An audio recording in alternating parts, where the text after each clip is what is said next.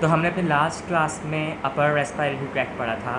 तो अब हम आगे पढ़ेंगे लोअर रेस्पिरेटरी ट्रैक। और अगर अपर रेस्पिरेटरी ट्रैक हमें याद होगा तो उसके बाद ही हम लोअर रेस्पिरेटरी ट्रैक पर आ सकेंगे। सो लोअर रेस्पिरेटरी ट्रैक के जो कंपोनेंट्स हैं या फिर स्ट्रक्चर हैं, लोअर रेस्पिरेटरी ट्रैक, तो इसके जो ऑर्गन्स हैं उसके जो स्ट्रक्चर्स हैं वो कौन कौन से हैं?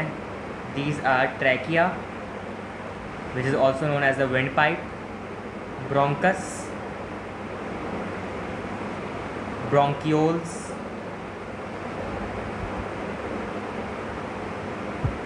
alveoli, which is the main site in the human for the gaseous exchange, 5 which is lungs, and 6 which is pleural cavity. So number 1 से स्टार्ट करते हैं हम ट्रैकिया से। That trachea is also known as the wind pipe. So हम trachea देख सकते हैं, यहाँ पर कुछ है ये इस तरीके का। सो ट्रैकिया का क्या है role? It connects larynx, the voice box, to the bronchi, यानी कि लैरिंग्स को ब्रोंकाई तक कनेक्ट करता है ट्रैकिया। लैरिंग्स हम देख सकते हैं ये। और नोन एज विंड पाइप मैंने बताया। It is made up of cartilage. हमने कल पढ़ा था कि कौन कौन से कार्टिलेजनस स्ट्रक्चर्स हैं जो हमारे पास कार्टिलेजनस हैं: एपिग्लॉटिस, लैरिंग्स, ट्रैकिया एंड ब्रोंकाई। अच्छा, और it is made up of cartilage and thin membranous wall with C-shaped rings of cartilage embedded on it। ये हम देख सकते हैं कि थिन मेम्ब्रेनस सी शेप कुछ कार्टिलेजनस रिंग्स हैं, तो ये ट्रैकिया को कवर अप कर रही हैं। तो ये एक बहुत इम्पॉर्टेंट पॉइंट है। सो नेक्स्ट अब जो हम पढ़ेंगे, बल्कि इसी के बारे में पढ़ेंगे, बता दूं कि मैं 16 to 20 कार्टिलेज रिंग्स आर ये होती हैं। कितनी? 16 to 20 rings are stacked with narrow membranous regions होती हैं, space between the cartilage rings. So कुछ जो कार्टिलेजस रिंग्स हैं ये 16 to 20 होती हैं, और एक मेम्ब्रेन जो हमारी ट्रैकिया है इसके अराउंड स्पेस कर रही होती है। ठीक है। अच्छा, अब नेक्स्ट पार्ट जो हम पढ़ेंगे अपना लोअर रेस्पिरेटरी ट्रैक का। सो मैं इस पिक्चर को सबसे पहले यहाँ पर लेकर आऊँगा, और जो नेक्स्ट पार्ट है हमारा दैट इज़ ब्रोंकस।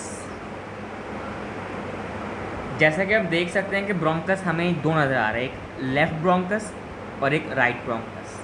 ठीक है। So trachea divides into 2 bronchi. क्या बोला मैंने? Trachea divides into 2 bronchi, 2 bronchi. Bronchi इसकी प्लूरल फॉर्म है और ब्रोंकस इसकी सिंगुलर फॉर्म है, bronchi. So left and right. ठीक है, अभी हमने देखा। So bronchi open into respective lungs. So आपके जो ब्रोंकाई हैं या ब्रोंकस हैं कहाँ पे जाके खुलते हैं या कहाँ पे जाते हैं? लंग्स के अंदर। सो यहाँ पर प्राइमरी ब्रोंकाई होते हैं, सेकेंडरी ब्रोंकाई होते हैं और टर्शियरी ब्रोंकाई होते हैं। ठीक है, ये सब एक इन्फॉर्मेशन के लिए है। So no gaseous exchange, gaseous exchange यहाँ नहीं होती, यहाँ पर गैशियस एक्सचेंज नहीं होती। सो अब मैं बात करूँगा एक और स्ट्रक्चर की, दैट इज़ ब्रोंक्यूल्स। ब्रोंक्यूल्स हम देख सकते हैं, ये जो ब्रोंकाई है ये आपका अनदर कुछ धागों टाइप या कुछ ऐसे सेक्स टाइप में खुल रहा है, which is bronchioles. So bronchioles क्या हैं? When the smaller bronchi attain a diameter of, मैंने क्या कहा? When the smaller ब्रोंकाई जो अभी हमने देखा या पढ़ा, जब वो अटेन कर लेगा 1 डायमीटर ऑफ मिलीमीटर या फिर इससे भी कम, तो उसे हम कहते हैं ब्रोंक्यूल्स। बहुत इंपॉर्टेंट है एमसीक्यू के लिए। When the bronchi attain a diameter of 1 millimetre और less, so it attains the shape known as bronchioles and they are the like ये जो अंगूर के गुच्छे नहीं होते उस टाइप का इसका स्ट्रक्चर होता है ब्रोंक्यूल्स का। They are part of conducting zone. ये कैसे है? कंडक्टिंग जोन है ये। कंडक्टिंग जोन यानी कि डक टाइप सिस्टम है ब्रोंक्यूल्स का, डक टाइप सिस्टम। सो तीसरा पॉइंट ये है इसका, the bronchioles divide further into smaller terminal bronchioles. Bronchioles further divide होते हैं इनटू टर्मिनल और स्मॉलर ब्रोंक्यूल्स के अंदर, ठीक है, जो कि दोबारा डिवाइड होते हैं इनटू स्मॉलर रेस्पिरेटरी, एक टर्मिनल हो गया, एक स्मॉलर रेस्पिरेटरी ब्रोंक्यूल्स। तो ये भी इसका नाम टाइप हो गई। अच्छा, terminal bronchioles are in the conducting zone. तो ये जो अभी हमने पढ़ा टर्मिनल और smaller bronchioles, they are in the conducting zone. ये कंडक्टिंग जोन में होते हैं यानी कि डक टाइप सिस्टम होता है इनका। और जो रेस्पिरेटरी ब्रोंक्यूल्स होते हैं, नाम से पता चल रहा है, they are the main side of the respiratory zone. ये रेस्पिरेशन की जगह पे होते हैं, रेस्पिरेटरी जोन, ठीक है। सो अब ब्रोंक्यूल्स के बाद जो नई कहानी आएगी वो है हमारे पास alveoli.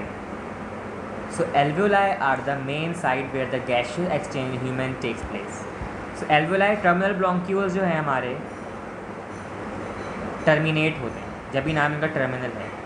So terminal bronchioles and at alveoli, alveoli के अंदर एंड करते हैं। एल्वुलाई क्या है? हम ये रहा, ये जो हमारे ये इस टाइप के हैं, ये क्लाउड टाइप रेड कलर के जो क्लाउड्स बने हुए हैं, इससे हम कहते हैं एल्वुलाई, ठीक है। सो टर्मिनल ब्रोंक्यूल्स आपके टर्मिनेट हुए एल्वुलाई में, which are found in the small clusters. मैंने कहा क्लाउड्स टाइप के हैं, small clusters called alveoli sacs. ये हमारे पास जो है एल्वुलाई सैक्स टाइप होते हैं, इन्हें हम कहते हैं एयर सैक, ठीक है। अच्छा, ईच एल्वुलस हम बोलें तो इसकी सिंगुलर फॉर्म है और एल्वुलाई इसकी plural form. So each alveolus is a hollow और cup shaped cavity. Hollow cup shaped cavity है provided with many blood capillaries. ये हम देख सकते हैं यहाँ पे कैपिलरीज हैं, ब्लड कैपिलरीज।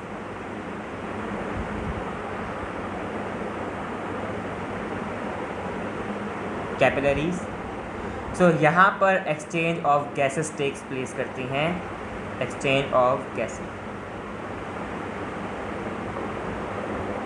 एल्वुलाई, और कैपिलरीज़ में भी चेंज करती हैं कि कैपिलरीज़ के ज़रिए हमारी गैशियस एक्सचेंज होते हैं। अच्छा, अब between lungs and blood takes, ऐसे हमने कहा कि exchange of gases takes place, तो किसके दरमियान? बिटवीन लंग्स के दरमियान एंड ब्लड के दरमियान। ब्लड और लंग्स के दरमियान एक गैशियस एक्सचेंज होता है, वो हम अभी आगे पढ़ेंगे किस तरीके से होता है बहुत डिटेल में। सो ऑक्सीजन इज़ द, अब मैं यहाँ पे लिखूँगा कि बात oxygen is then carried by the blood to the body tissues. जब हमारे पास लंग्स और ब्लड के दरमियान गैशियस एक्सचेंज होता है तो ऑक्सीजन ब्लड के ज़रिए हमारे बॉडी टिश्यूज़ में जाता है, ठीक है, जिससे हमें ऑक्सीजन मिलता है हमारी बॉडी को। These alveoli inflate and deflate with inhalation and exhalation. तो एल्वुलाई जो हैं, एक मिनट,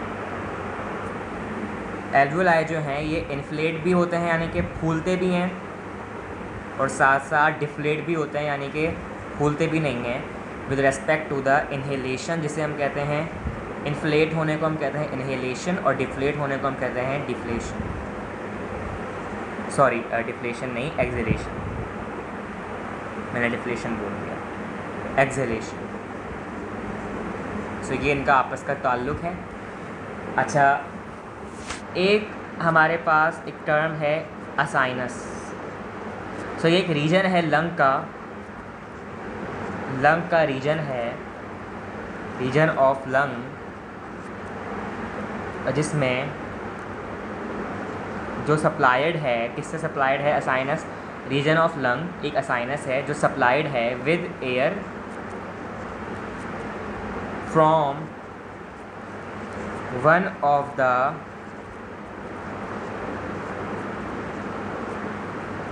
टर्मिनल ब्रोंक्यूल्स। सो अब जो ये एसाइनस है, ये लंग का एक रीजन है जो कि सप्लाइड है air from one of the terminal bronchioles, एक टर्मिनल ब्रोंक्यूल से साइन है। तो इसका मतलब ये है कि मैं थोड़ा और नीचे जाऊँगा,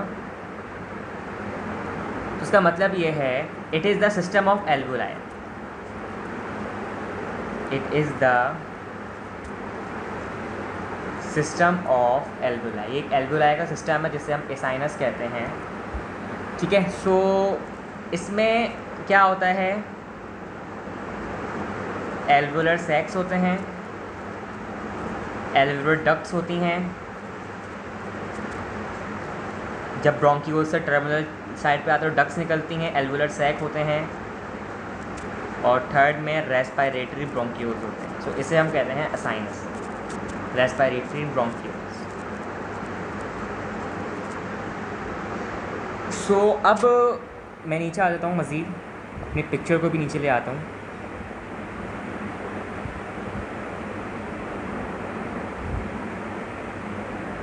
इस तरफ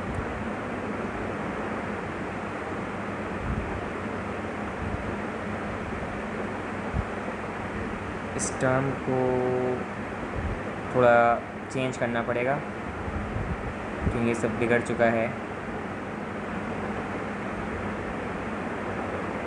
ठीक है,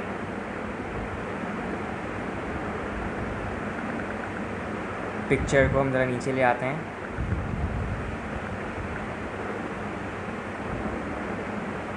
कहाँ गई? इस टाइप।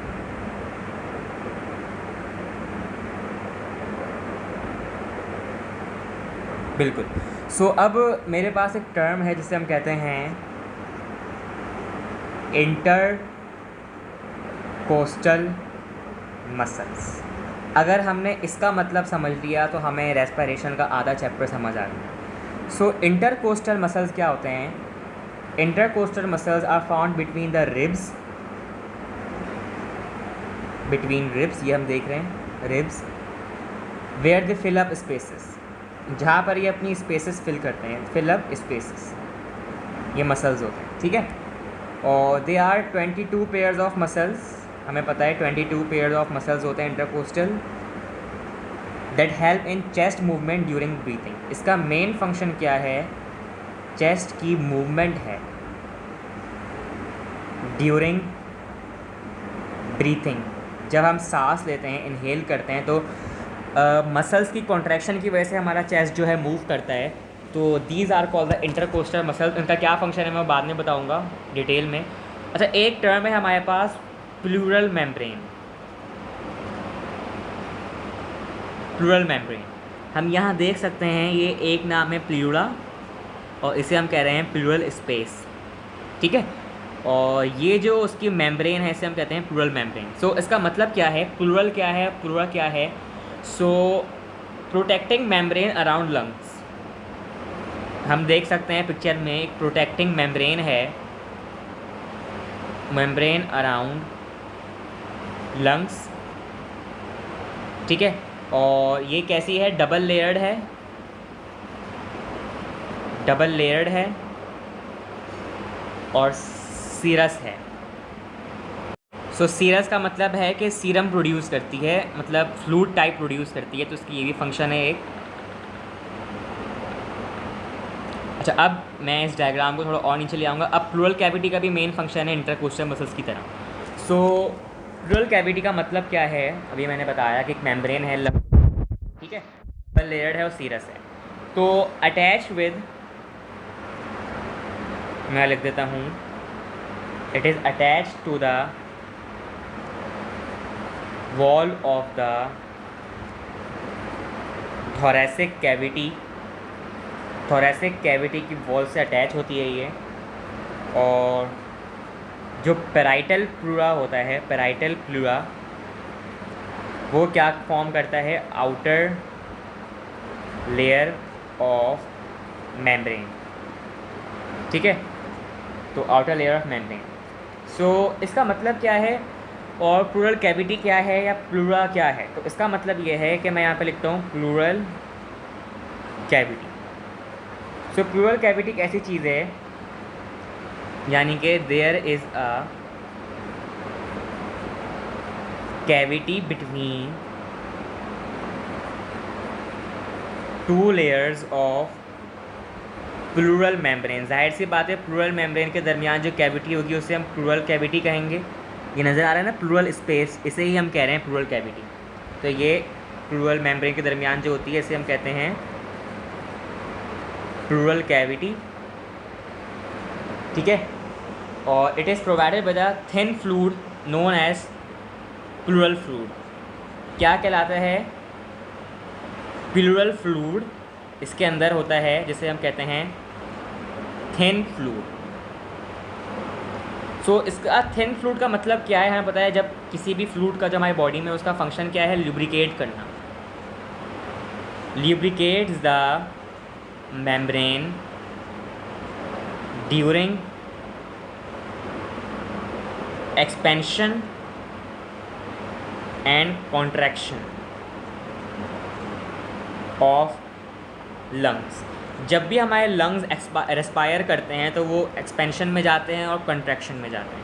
सो उसका प्लूरल फ्लूइड का मतलब ये है, इसका काम ये है कि लुब्रिकेट करता है मेम्ब्रेन को, ताकि थिकनेस पैदा ना हो, ताकि रिजिड फ्रिक्शन का लॉस हो, फ्रिक्शन ज़्यादा ना हो, रिजिडिटी कम हो। तो इसलिए प्लूरल फ्लूइड जो है उसको कंट्रैक्शन में और रेस्पायरेशन में या फिर एक्सपेंशन में लंग्स की हेल्प करता है। सो this is the function of pleura और प्लूरल कैविटी।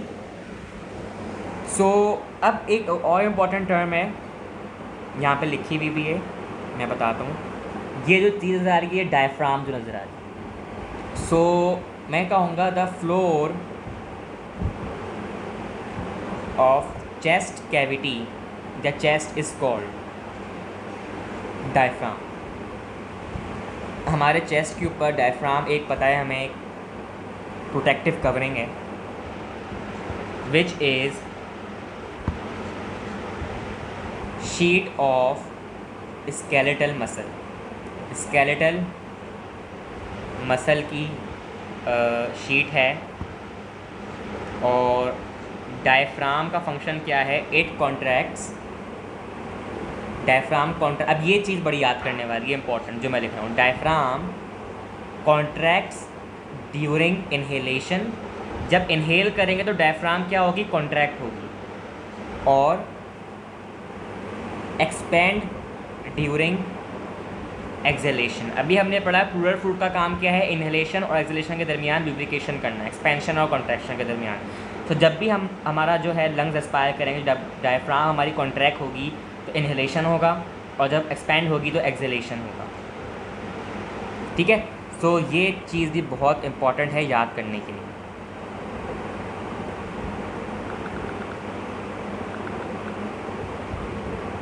इसी के साथ साथ हम आगे बढ़ते हैं।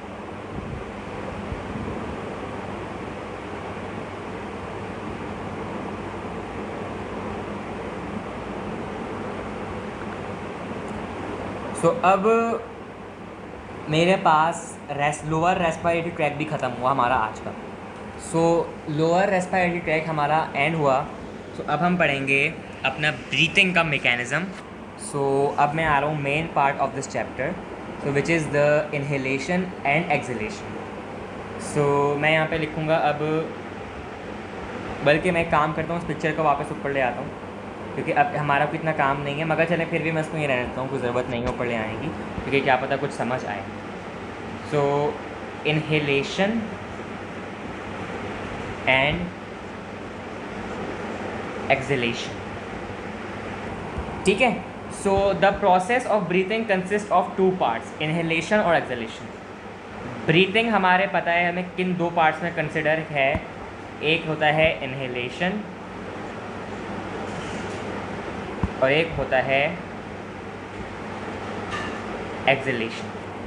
ठीक है, सो अब इन दोनों का मकसद क्या है और क्या फंक्शन है हम बताएंगे। सो इनहेलेशन की अगर मैं बात करूं,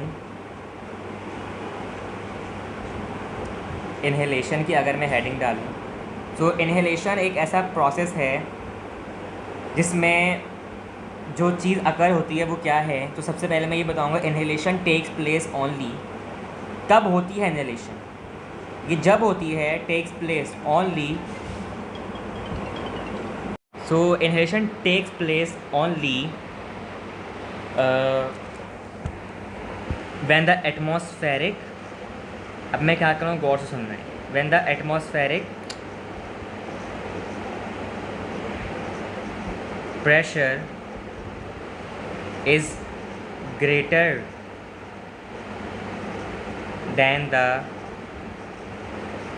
alveolar pressure। सो अब इस पूरे का मतलब क्या है भाई, जब जो बाहर का एटमॉस्फेरिक प्रेशर होता है ना हमारे बॉडी का, जब वो ज़्यादा हो जाए हमारे अंदर के एल्वुलर प्रेशर से, तो उसमें हम इनहेलेशन की प्रोसीजर में जाते हैं, इनहेलेशन की प्रोसीजर में। सो कंसंट्रेशन ग्रेडियंट होता है। सो जो कंसंट्रेशन ग्रेडियंट डेवलप होता है एटमॉस्फेरिक प्रेशर और एल्वुलर प्रेशर के दरमियान, तो उस प्रोसेस को हम जो कहते हैं वो ब्रीथिंग मैकेनिज़्म कहते हैं। तो उसके दरमियान ब्रीथिंग होती है। सो क्या होता है, air flows from the higher pressure at the mouth, mouth के हायर प्रेशर से down the lungs into the lower pressure. अब ये बात मेरे ख्याल से समझ आई, लोअर प्रेशर इन एल्वुलाई। जब हमने पढ़ा कि बाहर का प्रेशर ज़्यादा होता है, यानी कि एयर का जो फ्लो होता है बाहर से वो ज़्यादा होता है हायर प्रेशर में। तो फिर माउथ से लेकर जहाँ पे हाई प्रेशर होता है वहाँ से एल्वुलर जाने के यहाँ लो प्रेशर होता है वहाँ पर जाता है। ठीक है, तो इस प्रोसेस को हम कहते हैं इनहेलेशन। सो अब जो मैं बात करने जा रहा हूँ वो इतनी इम्पॉर्टेंट है, जो अब मैं लिखूँगा यहाँ पे, मैं यहाँ पे 2 डिफरेंसेस बनाऊँगा। अगर ये 2 डिफरेंसेस हम पढ़ेंगे तो ये चैप्टर पूरा ख़त्म हो जाएगा हमारा, और इसको अगर हम समझेंगे। सो अगर हम ये नहीं समझेंगे तो आगे की जब मैं कुछ बातें बताऊँगा वो भी समझ नहीं आने वाली हमें बिल्कुल भी। सो अब ये चैप्टर का मैं बिल्कुल एक मेन पॉइंट पर आ रहा हूँ जिसके मुतालिक 90% of the MCQs from this chapter आते हैं। सो ये 2 बातें मैं यहाँ पे लिखने जा रहा हूँ। सो नंबर 1 इज़ इनहेलेशन और द सेकंड इज़ एक्सहेलेशन। इन दोनों का डिफरेंस जिसने समझ लिया उसने ही चैप्टर कर लिया। सो इनहेलेशन के प्रोसेस के दौरान ये बड़ा मेन पॉइंट है। हमारे पास पता है हमें इंटरकोस्टल मसल्स होते हैं। ठीक है, सो 2 टाइप के मसल्स होते हैं इंटरकोस्टल, एक्सटर्नल और इंटरनल। सो इनहेलेशन के दौरान इंटरनल इंटरकोस्टल मसल्स क्या करते हैं, रिलैक्स करते हैं। ठीक है, अभी मैंने बताया कि इंटरकोस्टल के 2 टाइप्स हैं, एक्सटर्नल और इंटरनल।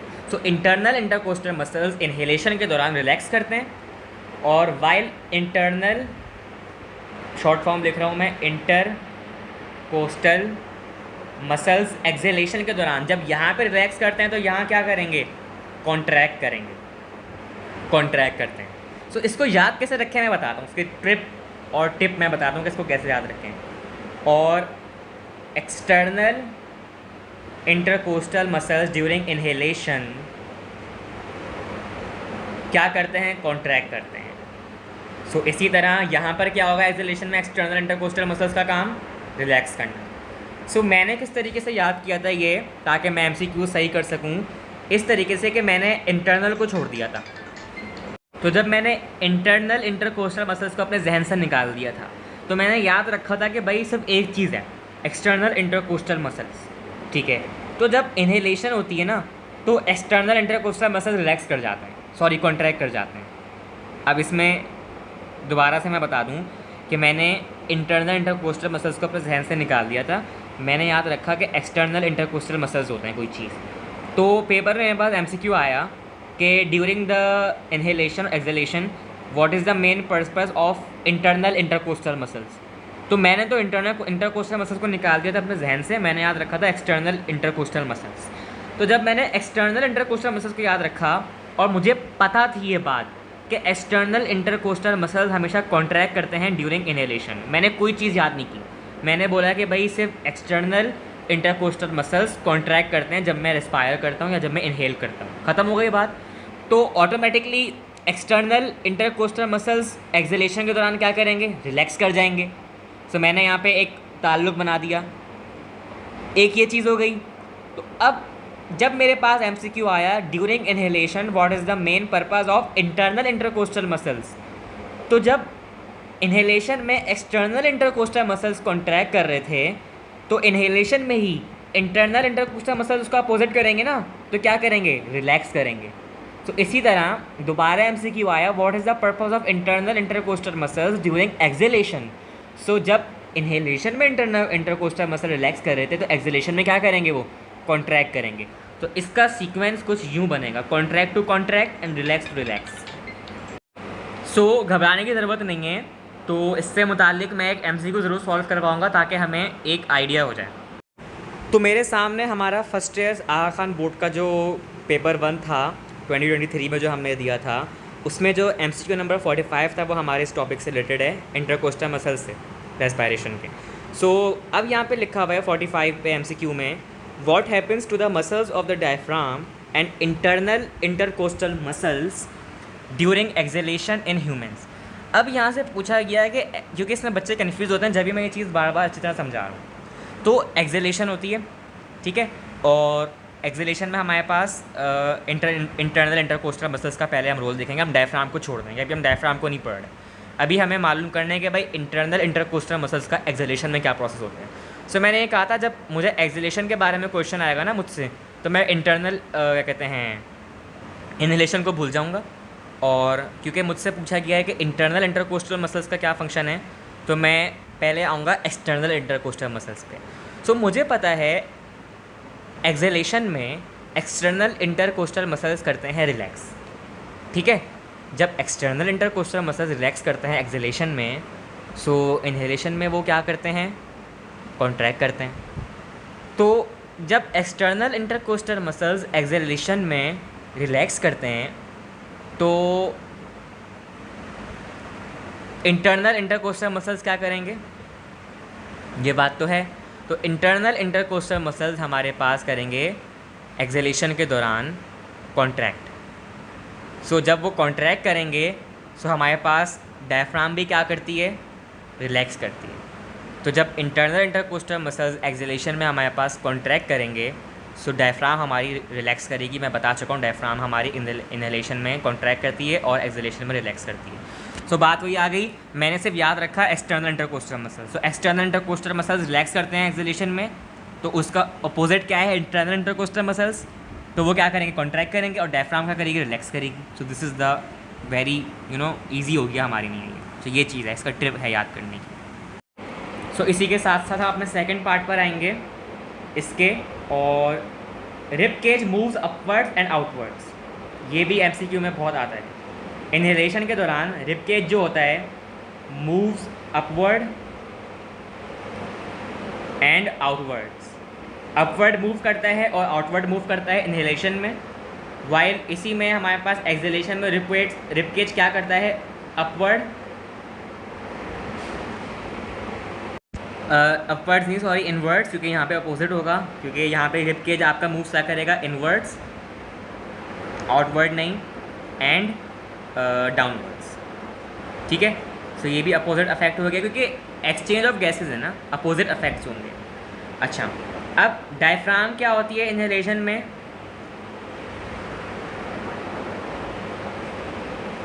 डायफ्राम आपकी करती है कॉन्ट्रैक्ट्स, अभी हमने पढ़ा एमसीक्यू में भी। तो यहाँ पे आपकी क्या करेगी, एक्सहेलेशन में रिलैक्स करेगी, ठीक है। सो जब कॉन्ट्रैक्ट करेगी तो डायग्राम का शेप डायफ्राम का शेप कैसा होगा?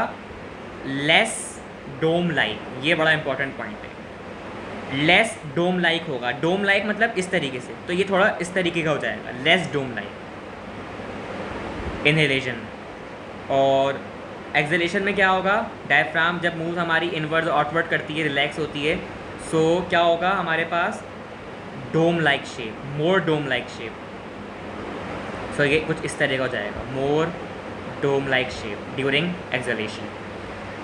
सो अच्छा, अब एक और चीज़ मैं यहाँ पे मेंशन करूँगा, ये सारे पॉइंट्स बहुत इंपॉर्टेंट हैं जो एमसीक्यूज़ में आते हैं। इनहेलेशन के दौरान लंग्स का वॉल्यूम इंक्रीज़ होता है, और वॉल्यूम और प्रेशर हमें पता है, काइनेटिक थ्योरी ऑफ गैस हम केमिस्ट्री में पढ़ेंगे आगे, कि वॉल्यूम और प्रेशर आर इन्वर्सली प्रोपोर्शनल। तो जब लंग का वॉल्यूम इंक्रीज़ हुआ है तो एयर का प्रेशर कैसा होगा लंग्स के अंदर? प्रेशर इनसाइड लंग्स डिक्रीज, ठीक है। और इसी तरह यहाँ पे क्या होगा? लंग का वॉल्यूम ड्यूरिंग एक्सहेलेशन आपका डिक्रीज, तो एयर प्रेशर आपका क्या हो जाएगा?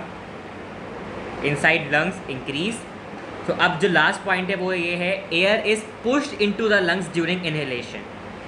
Air is pushed into the lungs during inhalation while air is moved out of the lungs, ठीक है। सो एक ये हो गया। सो आज की क्लास में हमने बड़ी इंपॉर्टेंट चीज़ें पढ़ी हैं। चैप्टर के तकरीबन 90% में चैप्टर पर ख़त्म कर लिया है, मगर अभी जो 10% है वो भी समझ लो कि इस चैप्टर के पूरे ऊपर ही बना हुआ है। सो अब वो 90%, वो 10% सॉरी, लोअर रेस्पिरेटरी ट्रैक्ट और इनहेलेशन और एक्सहेलेशन यानी कि ब्रीथिंग मैकेनिज्म पढ़ा। अब नेक्स्ट क्लास में अपने गैसेस एक्सचेंज के ऊपर जाएंगे, जिसमें गैसेस कैसे एक्सचेंज होती हैं, और लास्ट पार्ट को अपना डिस्क्राइब करेंगे। So this is what we study today.